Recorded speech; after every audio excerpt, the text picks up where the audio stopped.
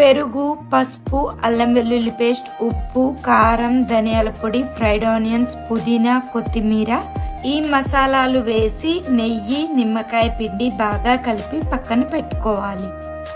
Oil, mutton, chicken, అల్లం వెల్లుల్లి paste, ఉప్పు, పసుపు, చికెన్లో వాటర్ పోసి మూత పెట్టి కుక్ చేసుకోవాలి. మటన్లో వాటర్ పోసి 3 విజిల్స్ వచ్చేంత వరకు కుక్ చేసుకోవాలి. చికెన్లో వాటర్ ఇంకిపోయిన తర్వాత ఉల్లిగడ్డ పేస్ట్, జీడిపప్పు పేస్ట్ వేసి మెంతికూర వేసి బాగా మగ్గిన తర్వాత కారం, ధనియాల పొడి, గరం మసాలా వేసి కారం మగ్గిన తర్వాత కొత్తిమీర వేసుకుంటే chicken fry ready. Oil, onion paste, జీడిపప్పు పేస్ట్ మగ్గిన తర్వాత ఈ మసాలాలు వేసి కారం మగ్గిన తర్వాత ఉడికించుకున్న మటన్ వేసి 5 నిమిషాల తర్వాత కొత్తిమీర వేస్తే మటన్ ఫ్రై రెడీ.